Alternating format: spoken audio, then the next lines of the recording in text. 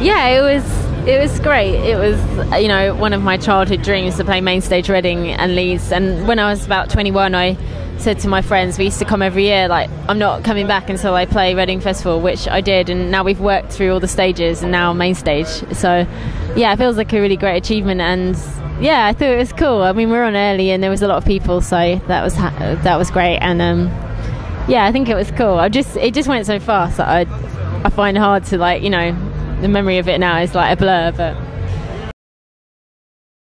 yeah, definitely. I mean, I would be lying if I didn't say that, because sometimes actually on stage for us it can sound quite weird because there isn't much, you know, stuff filling up the sound. So yeah, it can always be a bit of a struggle with the wind moving and everything. So yeah, it is quite daunting, and it is daunting just knowing that, you know, if I make mistakes, it's so obvious. Like, unlike other bands, you know, I have to be so on that. And yeah, that can be like that's what makes me most nervous, actually. And I do envy bands sometimes when I see them sort of like, they can just like play a bit, stop, because the rest of the band's going, you know, and we can't do that. So, but it's a challenge. And yeah, I mean, I hope that the sound out front is, you know, what we kind of want it to be, and that's kind of a full sound, even though it's just two of us. Yeah, we did actually, yeah, and it was really fun. I really enjoyed it because it was like the best way to start the day. It was just so much fun. So yeah, I was really excited to see them, actually, because they're sort of one of the bands I used to always go and see here. So it was fun for old time's sake. It was, yeah, cool. And yeah, actually, I think the bass player, he was watching our set, so that side of stage. Yeah, so that was really awesome.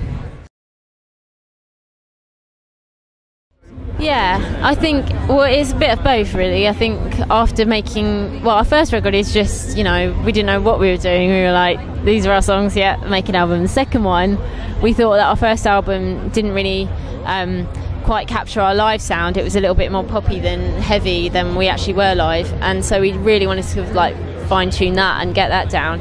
And a lot of our songs, yeah, are like quite fast and punk, and the way we wrote was jamming together in a room. And then the third record, we just thought, right, from all our experience and everything, like, we don't want to do like the same thing again, because it would, one, be boring for us, and we don't want to insult the intelligence of our fans by just recreating the same old stuff. So yeah, we really sort of pushed ourselves, and we like changed the way we write. We did a lot of stuff where like we were sitting playing acoustic guitars and really working on the melodies and stuff. So yeah, it was quite a conscious thing, and it was also a natural progression, I think. I think this record is actually a bit more us, because it was kind of the sound we always envisioned that we would have, but we just didn't really know how to get there. We've made a lot of videos, and I'll be honest with you, a lot of them are not that interesting. Like, some of them are, but we have made a ridiculous amount, and I think what we really wanted was just a cool idea that was quite simple, but just something different. And we went through a lot of ideas, and sometimes we have ideas ourselves that we've had videos that we've created the idea, but we just thought, let's just like see if someone comes up with something. And actually ended up being our friend, who was in a punk band back in the day when Steve and I were in punk bands that we used to know, and that's what he does now. And he's like, I've got the perfect idea, and he said it, and we were like, really? We thought it was cool, but we just couldn't really envision it. But we thought, we trust him, so we went with it. And I love it. It's my favourite video, and it was really fun. We went on till like 5 in the morning, but it was worth it. It was really fun. And that guy, the muscle guy, was hilarious. He was actually really a sweetheart and softy, and not really what I expected. But yeah, it's quite a weird video. A lot of mixed reactions, but that's good, because I'd rather people either hate it or love it than just think it's all right. Yeah, always. We always feel like that. I think we are definitely not in any scene, and we don't really, you know, there isn't anyone. The only band I can say is like our sort of, you know, our good friends, and that we've sort of done things a similar way. It's Pulled Apart by Horses, who we've toured with a lot, but still we're all quite different. And Steve and I do definitely feel like we are always the outsiders, and it can be quite a strange place to be, actually. Brighton's great for music, but there's so much different type of music, and yeah, we've never been in a sort of clique or whatever. We've always, to us, it's always like us against the world. It always feels a little bit like that. Yeah, I was really gutted, actually, because, you know, it's a great record shop. It's been there for a long time, and it just sort of symbolises a lot of, well, the fact that, people aren't buying records anymore, but also just independent shops closing down from major chains, and that made me sad, and they've been, going for a long time. So, yeah, I was really gutted about it. But yeah, the scene itself, I think, I find it hard to tell, actually. I don't live there anymore. Steve does, so I'm there all the time, but I don't know, it's every time I go back, Brighton seems a little bit different, but I guess it's because all the students come and go, and I think there's still a lot of music, but all the venues, are finding it hard to keep on going, and I think it's just hard all around the country, to be honest.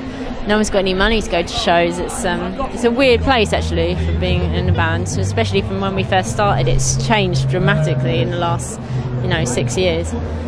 But Brighton, at least Brighton does have Resident Records and some other great independent records shops, more than I think most cities do. So it's some good venues. Yeah, it is sad about Rounder though. We know those guys that run it and stuff. So yeah. Well, we played Pukkelpop last weekend, and that was amazing, and it's always been one of our favourite festivals. We played. I'm trying to think. There's been some great. We've had so many great moments, but I love Reading because it's where I always came as a kid, and it's always been the sort of like big deal to me. Lowlands Festival in Holland's great. I don't know. There's so many, actually. There's so many I could think of, but yeah, I think Pukkelpop definitely is my favourite though. I've got quite a few actually, but one was playing with Rage Against the Machine. It was a festival, but it was only 4 bands, and we were really young as a band, just made 1 album at this point, and we're supporting Rage Against the Machine in Paris to like 30,000 people. It was quite a weird experience, and then I'd been backstage, and my dad came to the show, and he was playing ping-pong with Tom Morello, and I just thought, this is a bit weird.